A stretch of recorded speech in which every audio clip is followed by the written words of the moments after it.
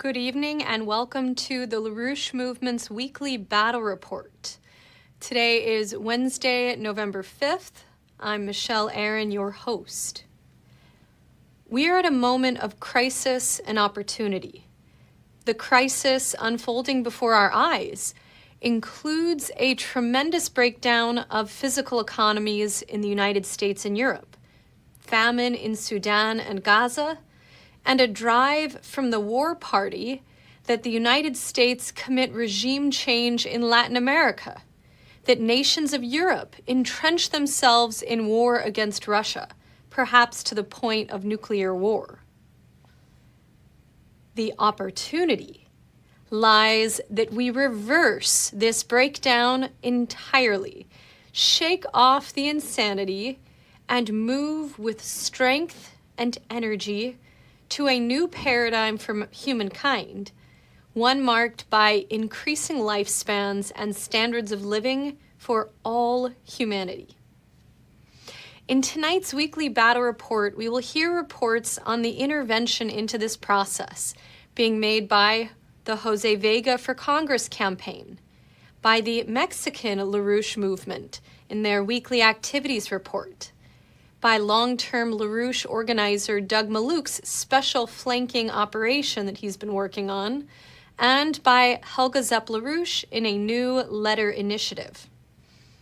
But first, to give us a bit of insight into the environment on which we are intervening, let's hear from Diane Sare, who in a TikTok that she recorded earlier this morning shared her insights into yesterday's U.S. elections, specifically the New York City election, where notably a young Muslim outsider, Zohran Mamdani, was elected as the next mayor of New York.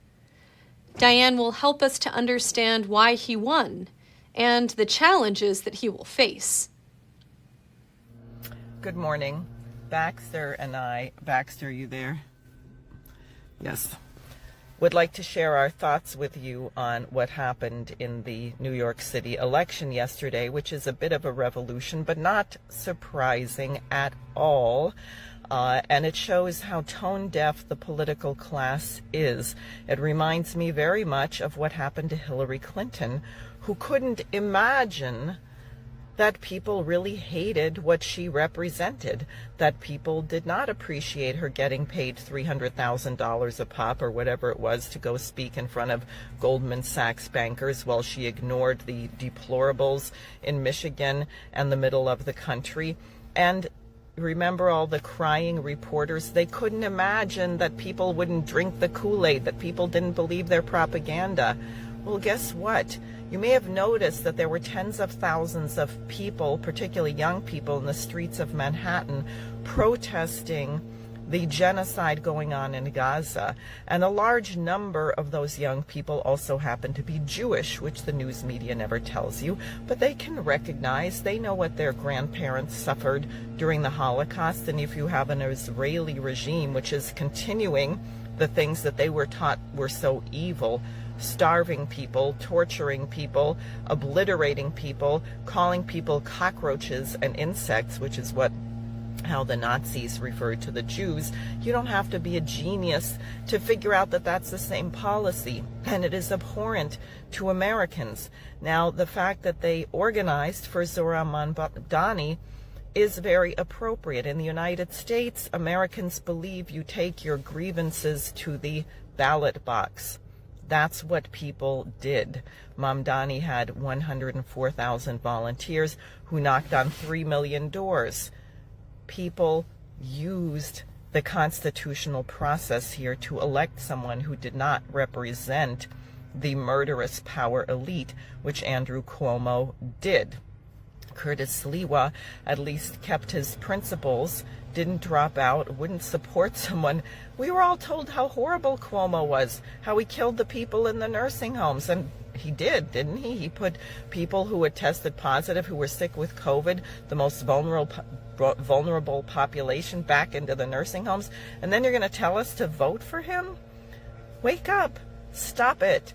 People are not being fooled.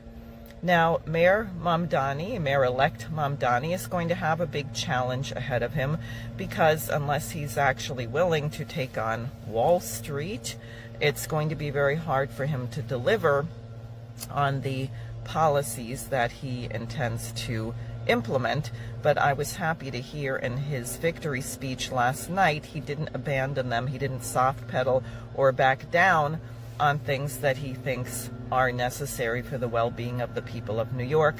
Free child care, free buses. I'll tell you, Lyndon LaRouche thought the subway and the buses should be free, and that's not communism. That's because you want an economy of productive workers. You don't want to penalize people for trying to get to work.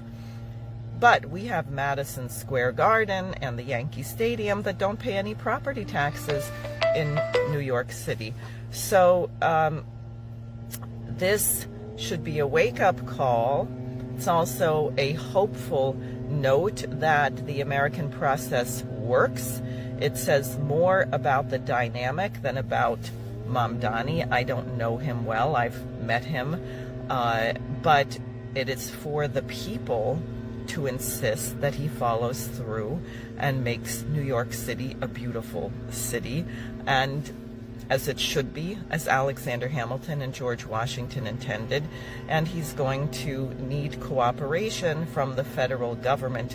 And I have to say, Kathy Hochul, our lovely, illustrious governor, was hoisted by her own petard because she ran the witch hunt against Cuomo, and she is a committed Zionist, and I don't think she wanted to support Mamdani, but after what she did to Cuomo, she had no other choice. So enjoy the moment, fight hard. We have a great republic if we can keep it, and I am hopeful that we can, but we're not done. We're not there yet.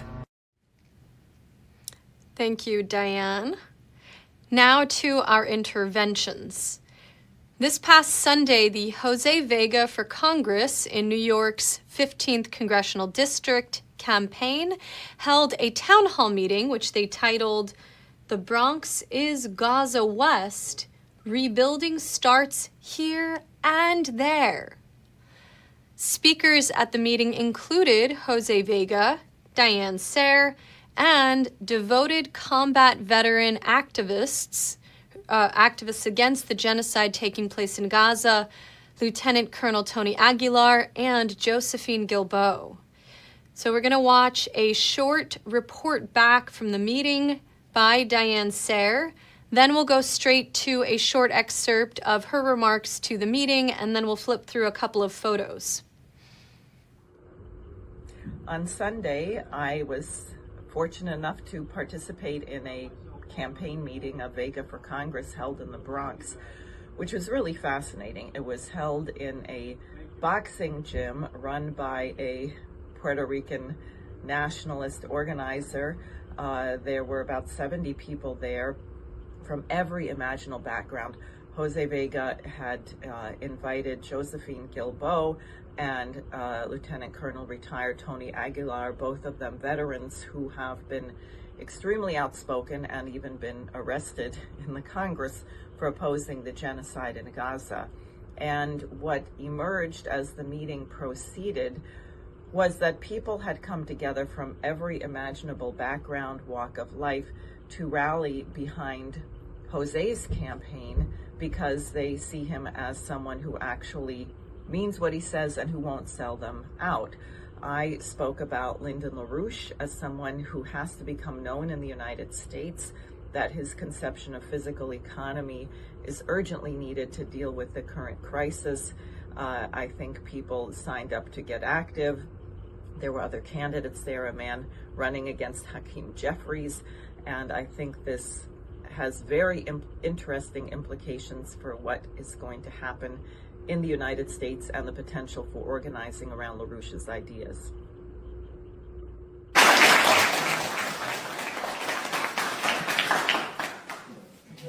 And Kirsten Gillibrand.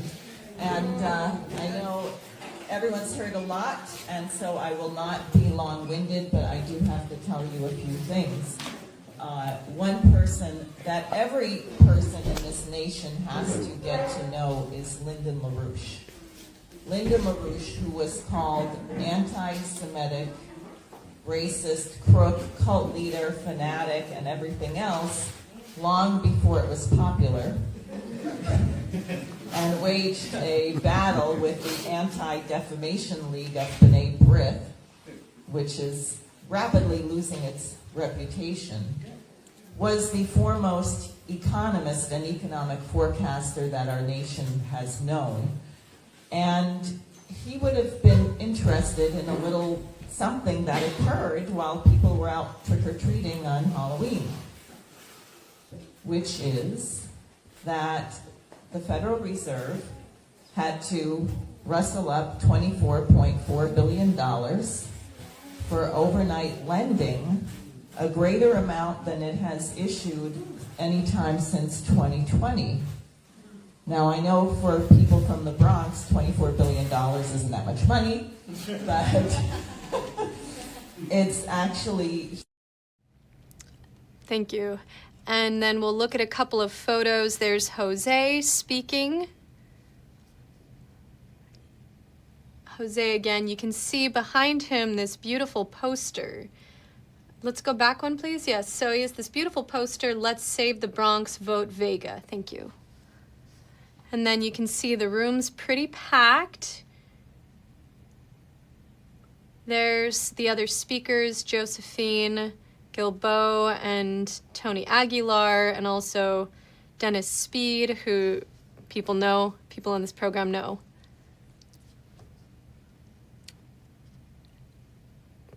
Great. So now let's go abroad. Let's go right to Mexico and watch this week's action report of the LaRouche movement in Mexico. And you can check out their fantastic displays, complete with a big screen. I don't know if we call it a TV screen, but a big screen that they actually set up to play video presentations for the people stopping by. Hello, I am Fabiola Ramirez from the LaRouche organization in Mexico. Today, November 4th, in downtown Mexico City, we continued our campaign organizing the population around solutions that represent a new paradigm, such as the BRICS. We have encountered diverse reactions, ranging from pessimistic citizens who say our proposals are utopian and nothing can be done, to those who are deeply concerned about the danger of a nuclear world war. It is very clear that the actions and policies taken to date in the West only lead to that ominous end if we don't change course. This time, we were able to project several videos on our TV screen, including the Oasis Plan, Nahuapa, speeches by agricultural producers who are demonstrating, the weekly strategic report in Spanish, and speeches by Helga Zepp-LaRouche before the International Peace Coalition. A young man who already knew us returned because he wanted to learn more about the Oasis Plan and asked questions about how such projects could be funded.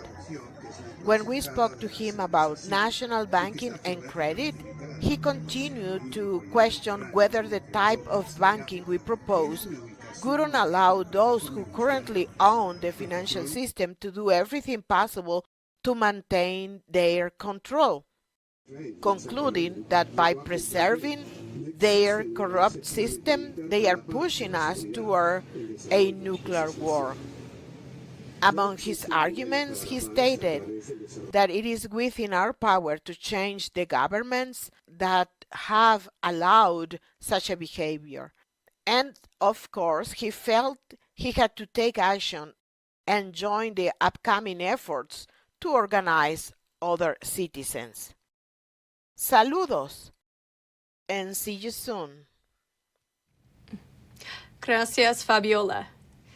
Now we have a wonderful word from Doug Mallouk, a longtime LaRouche movement organizer who was recently published in the Baltimore Sun letter to the editor section, bringing awareness of the Bering Strait development potential to its readers.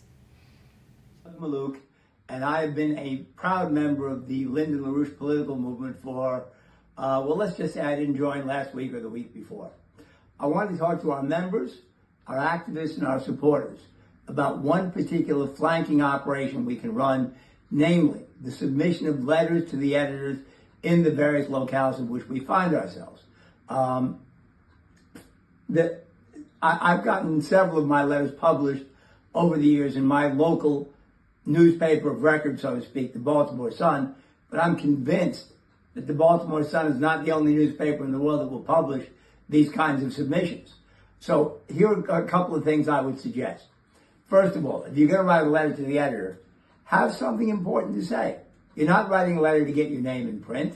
The best way to ensure that you have something important to say is to keep current with the LaRouche publications, the EIR, the Alert Service, and our other publications. Secondly, be prepared for rejection. I know this comes as a shock, but these wonderful folks who run the mainstream news media are not our good buddies. Sometimes in order to get one letter published, you have to first write 102 that do not get published, because as we all know from the cliche, the 103rd time is the charm. Now, I'm exaggerating, of course, but perseverance is very, very important. Third, perhaps most importantly, the point of writing is not just to refute one or another misconception or misrepresentation in the mainstream media, but to get as much as possible of the LaRouche outlook into the letter. I'll just give you a quick example. I'm working now on a letter with respect to the potential for a military intervention in Venezuela.